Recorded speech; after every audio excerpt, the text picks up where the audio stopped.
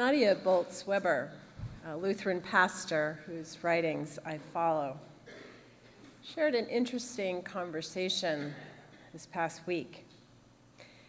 She'd met a woman who was struggling with her feelings toward a longtime friend who had posted on her social media about her grief regarding the assassination of Charlie Kirk and her admiration of his life. The woman was shocked and upset that her friend would support Kirk's hateful rhetoric.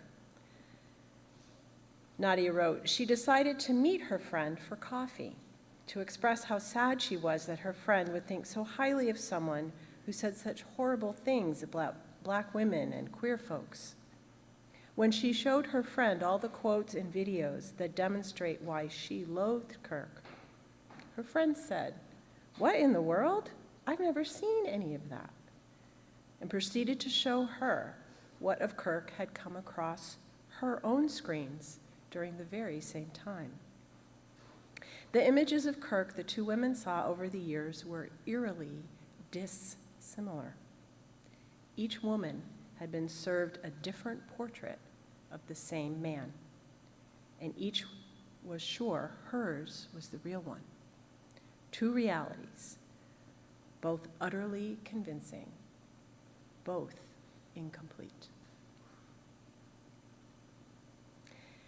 This happens, as we know, because our social media use is tracked by algorithms that then curate the content fed to us to match our worldviews, all for profit. And even if the rational part of our brain knows and recognizes this fact, the emotional part of our brains still responds as if what we are being fed is totally accurate.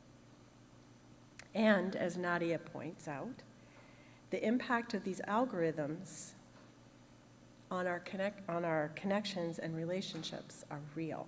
She writes, "It's not just that I believe what these algorithms tell me about the world. I believe what these algorithms tell me about other people. How stupid they are, how gullible, how hateful, how worthless. And those people in turn are fed images and words by the algorithm that tell them how stupid I am, how gullible, how hateful, how worthless."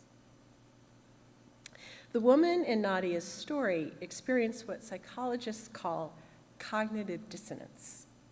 Her belief about her friend, from what she knew of her in person, conflicted with what she saw on her friend's social media. To this woman's credit, she decided to resolve this cognitive dissonance by reaching out to her friend to have a conversation, and hopefully they were able to restore some of the trust between them. I share this story because it illustrates the impact and consequences of the intense polarization in our country. I believe that we are living in a time not only of increasing cognitive dissonance, but of increasing moral dissonance. If cognitive dissonance is the psychological tension caused by holding two or more conflicting beliefs or engaging in behavior that conflicts with our beliefs, moral dissonance is the deep distress caused to our souls when our actions and behaviors, or the actions and behaviors we see happening to us or around us, conflict with our deepest held morals and values. Moral dissonance can lead to spiritual disintegration, as the meaning and purpose in which we ground our being and our living is constantly threatened and even harmed. And that in turn can lead to moral injury, the harm inflicted upon the soul when violations of core values and ethics reach the level of trauma. Moral injury is most often discussed in the context of soldiers and veterans suffering from PTSD, because war requires that soldiers fight and kill, that they witness fighting and death among both enemies and comrades, innocent bystanders and civilians. What feels right and necessary in the heat of battle is also traumatizing. and it requires overriding core values like the sanctity of human life. And when soldiers are sent to fight for causes or reasons that conflict with their own moral compasses, moral dissonance and moral injury is the result. I was a kid during the Vietnam War, so my memories of it are pretty sparse. But I do remember how divided and conflicted the country was. Those who fought in it were caught in the middle of ideological battles and tarnished by their involvement, even if they were forced to fight because of the draft. The high rate of PTSD, and drug addiction, and homelessness among Vietnam veterans was due in part to the isolation that many of them experienced on their return home.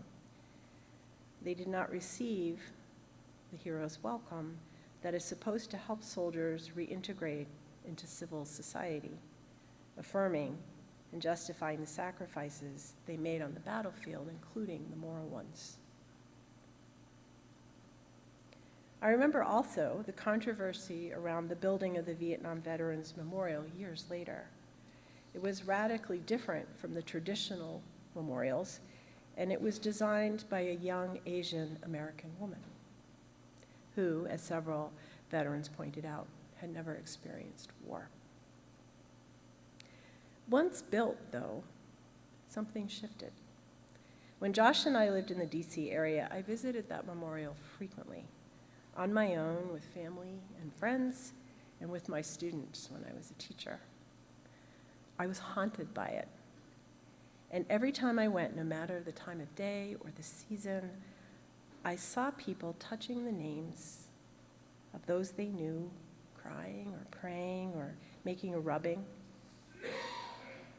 And I saw the array of gifts that were left on the ground: boots, dog tags, flowers, letters, poems in Ziploc baggies, cigarettes and lighters, teddy bears, baseball caps, all offerings of love and memory left as tangible connections to loved ones lost.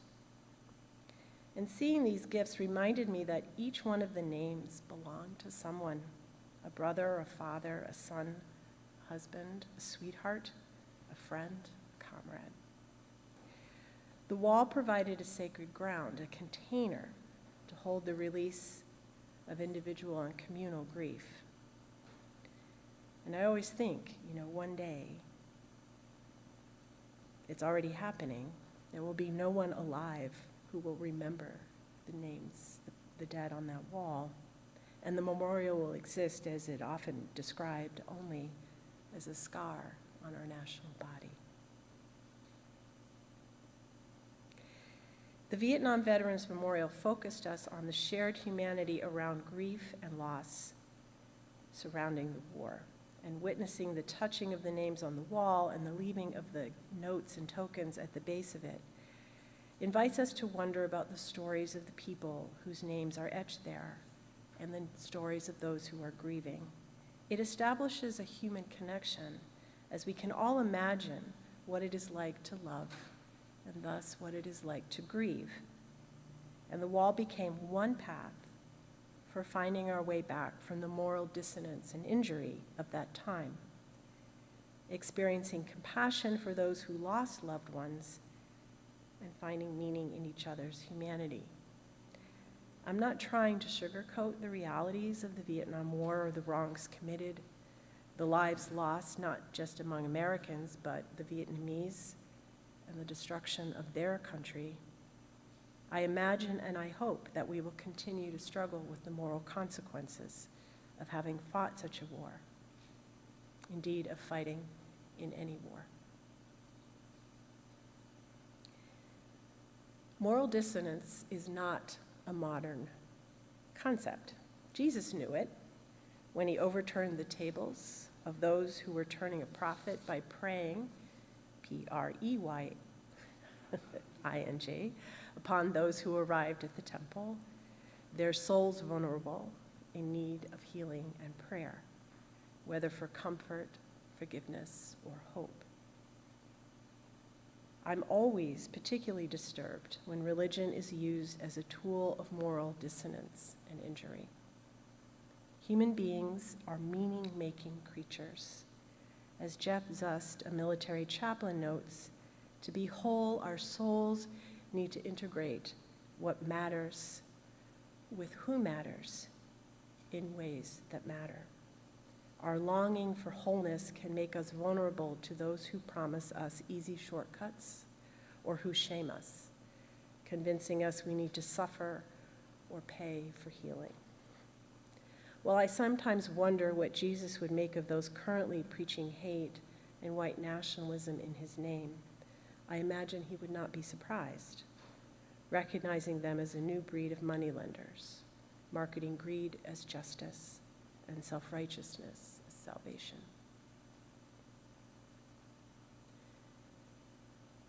We are living in a time of such constant moral dissonance that I fear we risk moral injury on a scale that will require a generation, maybe two, to recover.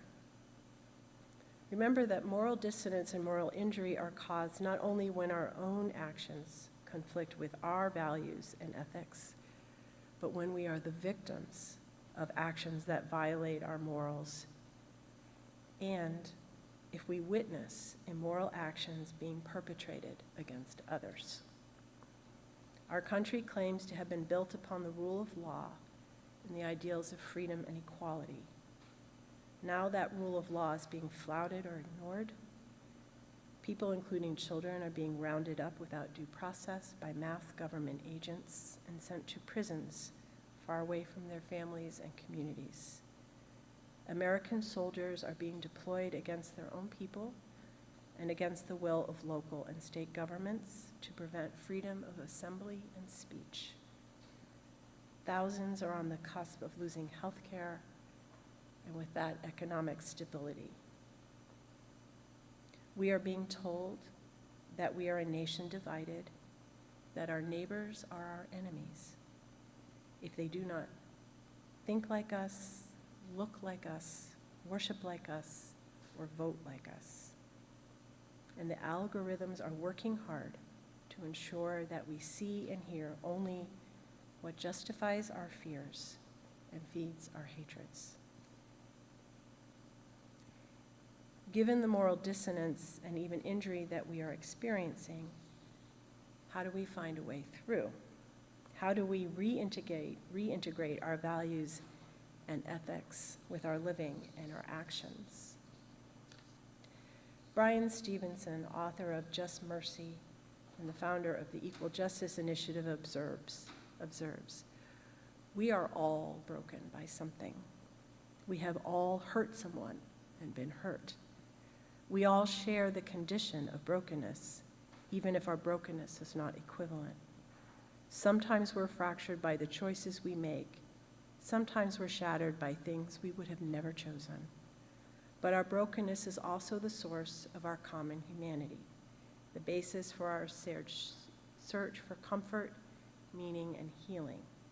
Our shared vulnerability and imperfection nurture and sustain our capacity for compassion.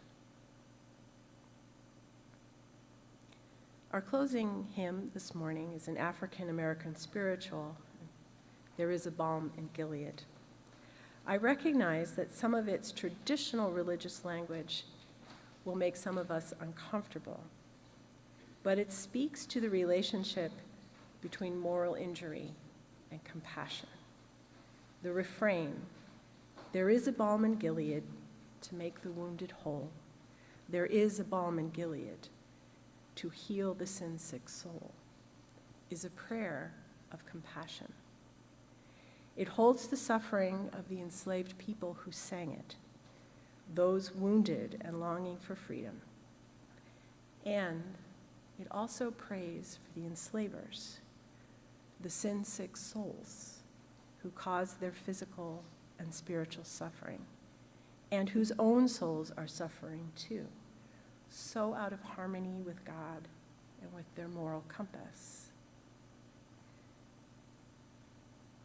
The enslaved people were not afraid to name the moral injury, to call it what it was, a terrible wrong.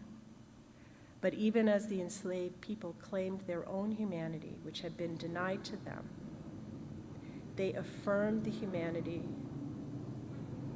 Of course, go on by. Motorcycle, yeah. Okay, we're done. But even as the enslaved people claimed their own humanity, which had been denied to them, they affirmed the humanity of those who had denied it. They prayed for the salvation, for the end of moral injury, for all souls. Compassion is not a soft response to a wounded, even sin-sick world. It is a courageous practice, a steady commitment to live our values even when the world feels out of step, out of tune, and even when we ourselves stumble and fail. A steady commitment to hold our own and each other's humanity with care, to work to alleviate suffering, and to imagine all souls healed and whole.